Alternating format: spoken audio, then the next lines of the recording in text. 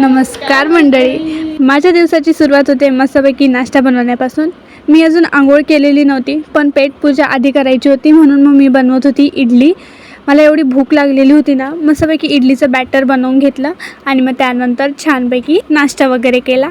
आणि दुपारची मग भांडी घासायची होती मला खूप सारी। मी लवकर भांडी घासली कारण की आम्हाला भेटायला जायचं होतं ओहसला। ओहस ना गावी गेला होता आणि मग तो खूप दिवसांनी घरी आलेला होता। मग त्याला आम्ही भेटलेलोही नव्हतो आणि आम्हाला मेहंदी काढायची होती म्हणून मग आम्ही त्याच्या घरी गेलेलो।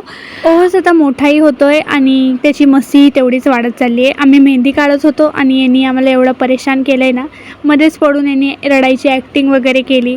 खायला याला खाऊ दिला होता तर तो सर्व खाऊ याने सांडून ठेवला होता आणि कपाटात लपून दाखवलं, डान्सही करून दाखवला। ओहसची मस्ती तर संपणार नाही। आपला व्लॉग संपलेला आहे। यासोबतच भेटूया पुढच्या व्लॉगमध्ये। तोपर्यंत बाय।